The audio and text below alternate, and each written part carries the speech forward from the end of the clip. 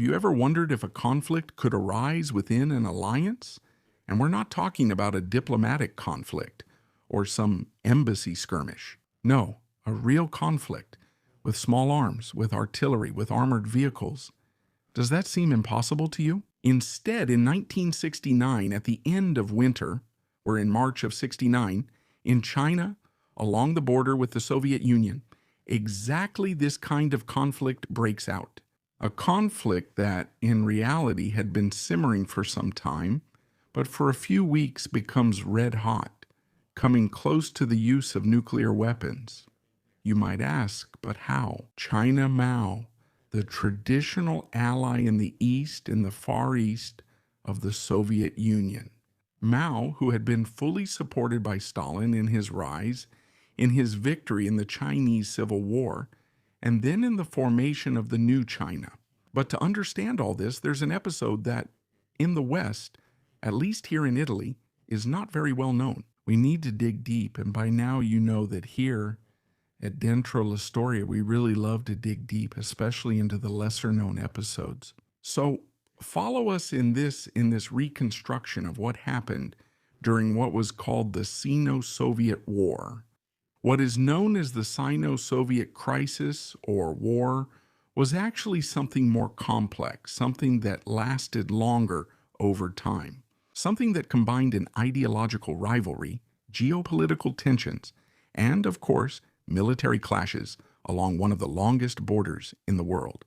Between the late 1950s and the early 1970s, so over 10 years, the People's Republic of China and the Soviet Union went from being strategic allies to potential enemies. In an open confrontation leading in 1960 to armed clashes that nearly escalate to nuclear conflict, the point of no return. But how did it come to all this? Let's go back to 1949 when Mao Zedong, or as some called him, Mao Zedong, proclaimed the birth of Communist China after winning the Chinese Civil War. The Kuomintang nationalists flee to Taiwan, and there they established Nationalist China. Communist China initially has a relationship with the Soviet Union that could be described as natural.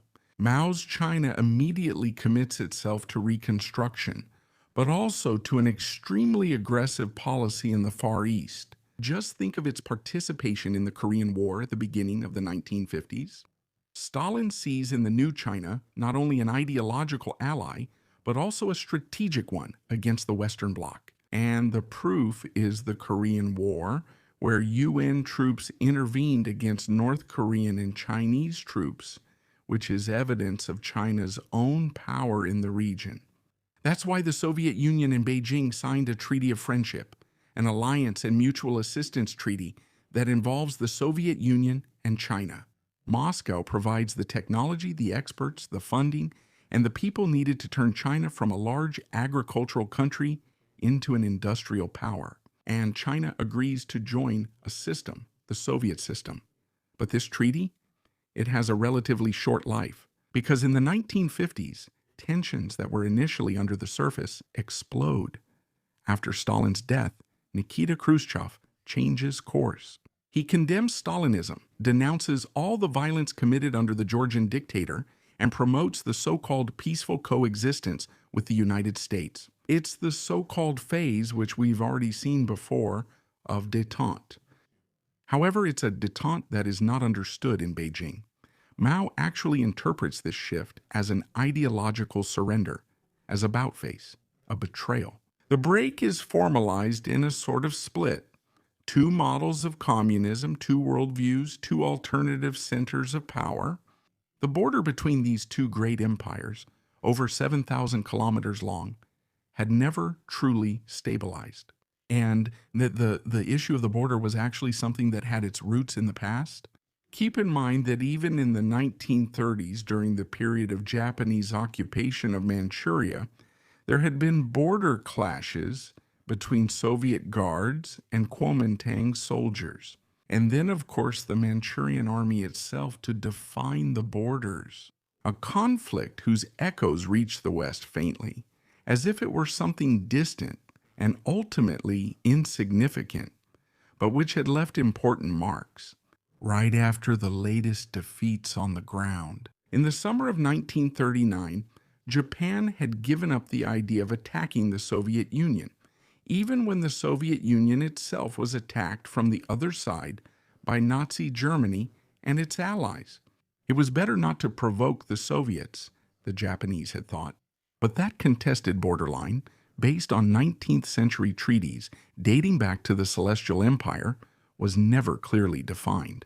In several areas, for example the Ussuri River in the Far East, the Amur River, some regions of Central Asia, which today are part of the territories of Kazakhstan and Kyrgyzstan, and of course Xinjiang, the westernmost part of China, that huge province dominated by a Muslim minority, which had a closer connection to the populations of the southern Soviet republics. These too are majority Muslim, but it's also a military issue. In the 1960s, the balance of power in that area between two superpowers was extremely different. The Soviet Union, in the area, has 27 divisions compared to the 14 of a few years earlier. Of these 27, half are already combat ready. On the other side, the People's Republic of China has a much larger numerical force. We're talking about 59 divisions, but these are infantry divisions on foot, not motorized, equipped only with light weapons and a few anti-tank weapons. Theoretically, there would be no contest. The war in Europe, the Second World War, showed that mechanized force is more powerful than sheer numbers, but only up to a certain point. In fact, Mao himself emphasizes the superiority of man over the weapon itself. He even theorizes about it. And in a China that would later experience the famous Cultural Revolution and the Little Red Book, Mao's ideas are drilled into the heads of all Chinese people, from the villages to the universities, and, of course, the army. There are countless episodes of border violations. Most of the time, they are small skirmishes, a few shots fired in the air, some injuries, and sometimes even beatings.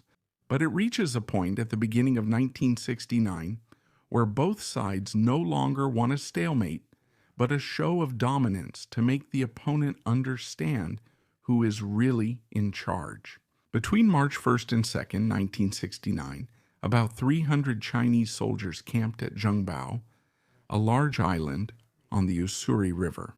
The idea of the Chinese is simple: to mark the territory, to show that they are present and that driving them away won't be easy. But who's on the other side? The Soviets, of course. And they understand that this isn't just a simple border incident. Those 300 Chinese aren't lost. They're trying to take some territory along the border. It's the early hours of the morning on March 2, 1969. Imagine we're in the Far East, but we're not in a hot area. In fact, it's still very cold. The frost dominates the landscape of the Ussuri River. The Chinese soldiers, who prepared in advance, dug small trenches, camouflaged their positions, and chose where to place themselves. Not only that, they set up ambushes along the various roads leading to Zhengbao Island, precisely to teach the Soviets a lesson. On the other side are the border guards, a military corps that at the time wore the same insignia as the KGB, and in some ways was subject to it. The Soviets are cocky, after all. They know they're not facing heavy weapons or tanks, let alone aircraft or helicopters. So they move their columns forward. These are mechanized columns with armored vehicles for transporting troops. Something very simple but also very effective. The Soviets don't know they're heading toward a crushing defeat. It's about 10:40 in the morning. A Soviet detachment enters the island. A few dozen men, little more than a patrol, with light armored vehicles, using a basic tactic, advancing in a wedge formation, completely visible. Those men are convinced they're carrying out a routine territorial control operation. But after just a few minutes, the situation changes radically, drastically. As soon as the Soviet soldiers reach the middle of the road, the ambush begins. The Chinese open fire simultaneously from hidden positions, at close range, along the road itself. Bursts of automatic weapons, grenades being thrown, RPG-2 rockets being fired. That's enough to turn the road into hell. About 30 Soviet soldiers die. The survivors call for reinforcements. On the other side of the border, at the Border Troops Command Post at the 57th Detachment, Colonel Leonov can't believe his ears when he hears the dispatch over the radio. Leonov himself takes the lead of a column of T-62 tanks. He decides to settle matters with the Chinese. After all, the power of his tanks should be enough. He thinks that scaring the opponents will make them flee. It's early afternoon when Leonov's column enters Jembao Island. There's silence all around. He sees the wrecks of the BM-21S that were destroyed in the morning offensive. But he doesn't care. Leonov keeps going. He notices that everything is still silent around him. And he doesn't get suspicious. He doesn't know that he, too, is about to fall into a trap. When he has passed the last charred vehicles, Leonov's tank is hit by 2 RPG-2 rockets. Leonov and his crew don't even have time to get out of the hatches. They burn alive inside the tank. The T-62 is gone. The tanks behind are targeted by other small arms. Without a commander, they don't know what to do. They retreat with difficulty. They shift into reverse. They fire wildly with the onboard machine guns. For the Russians, it's a humiliation. They've lost as many as 58 men in just a few hours. During the night, a Soviet patrol crosses the border again, with 2 objectives. The first, to recover the bodies of the men who were killed, and the second is to sabotage Leonov's T-62 to prevent the Chinese from gaining access to it, and above all, to prevent them from studying the targeting system, which at the time was classified as a military secret. To their horror, the Soviet soldiers discover that the Chinese have already entered the tank's hull and have taken both the targeting system and the ammunition that didn't explode. It's a humiliation. The Soviets return only with some corpses. When they try to go back to remove the tank, they are pushed back again by the Chinese. Other clashes occur in the Xinjiang region and are even more intense. However, these are clashes for which there is no precise accounting, because the number of Chinese victims and wounded remains unknown. According to the Soviets, 248 Chinese died on March 2nd, and 500 if you also count the subsequent clashes in Xinjiang. The Chinese, on the other hand, claim to have suffered 68 losses. But what really matters is the international situation. Everything changes with the Sino-Soviet War, a war that is something more than a skirmish and something less than a total conflict. That Soviet Union that just a few months earlier had invaded Czechoslovakia together with the rest of the Warsaw Pact. That Soviet Union that had bloodily crushed the aspirations of the young Bohemians for a different world, for a different way of life, now finds itself isolated and closely watched, even from Washington, where in fact the conflict did not go unnoticed. Even though the United States at that time is bogged down in the Vietnam War, a terrible quagmire, they obviously do not stop watching the moves of their opponents. They know, for example, that on March 21st, Alexei Kosygin, who was then the Soviet premier, tried to contact Mao by phone to arrange a ceasefire. He tried because he was never able to speak with Mao. On the other end of the phone, he found a Chinese telephone operator who refused to put the call through and, before hanging up, insulted him by calling him a revisionist. Kosygin then had to use the back channel, speak through the Soviet embassy in Beijing, and request further contacts, which were refused. On March 29th, the Soviet Union, with an official note, again asked the Chinese government to reopen talks on defining the borderlines, those talks that had been abandoned years earlier. The response would only arrive on April 11th, almost 2 weeks later. In the meantime, both Moscow and Beijing had studied their strategy.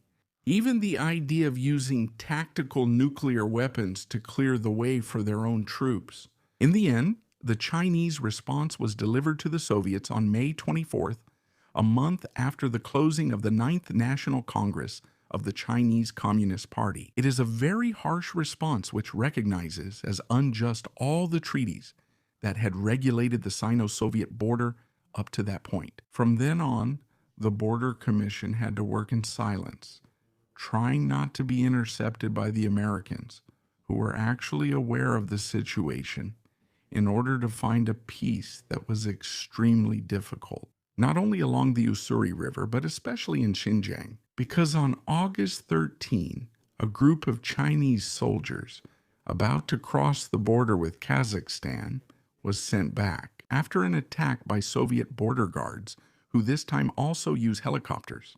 The matter is resolved by a funeral. It's that of Ho Chi Minh, the leader of North Vietnam. At Ho Chi Minh's funeral on September 6, 1969 in Hanoi, Kosygin asked North Vietnam to act as an intermediary with the Chinese government.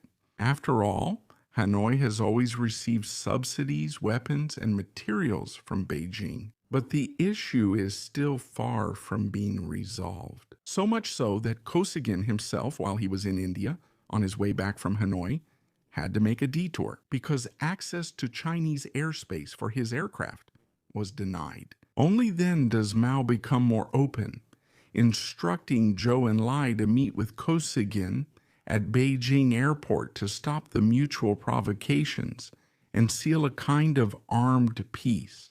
On September 18, 1969, Zhou Enlai sends a letter in which he acknowledges what was previously agreed upon. However, it was necessary to wait until October 20, 1969, to finally close the matter. The two commissions, one from each side, worked and found common ground. The strategic forces can withdraw. The nuclear alert is neutralized. The United States is still watching, but it's clear that the issue will remain on the table for a long, long time. Just think that, even after the collapse of the Soviet Union, on September 3, 1994, a new border agreement was needed to settle a 55-kilometer stretch of border that had previously been disputed between China, Russia, and Kazakhstan. Other agreements came in 2004, then in 2008. The symbol of that war is Colonel Leonov's T-62, the tank from which the cannon's aiming mechanism had been removed. That tank, recovered not by the Soviets but by the Chinese, became a monument, as well as being used by the Chinese to develop new weapons. That tank is now on display at the Military Museum of the Chinese People's Revolution. It has become a symbol, the symbol of a broken old alliance. Not just for border reasons, but for political, geopolitical, military reasons, and because of diverging interests. Reasons that brought two nuclear-armed powers to the brink of total war. And for what, you might ask? To determine a few meters of the border? To figure out if an island falls on this side or the other side of the river? To see who was stronger in a deadly tug of war? Well, yes, that's exactly what it was. This was the Sino-Soviet border conflict. It's something that's hardly ever talked about in Italy, but here, at Dentro La Storia, we wanted to bring it back into focus. To help you understand how sometimes stubbornness, or even worse, the desire to dominate and prevail, can bring even allies to the brink of a devastating war. Then, to resolve it first with failed agreements, even refusing to talk to each other, and finally with a very long period of armed peace, which is never really peace. It's just a postponement of the issue. Basically, yes, indefinitely.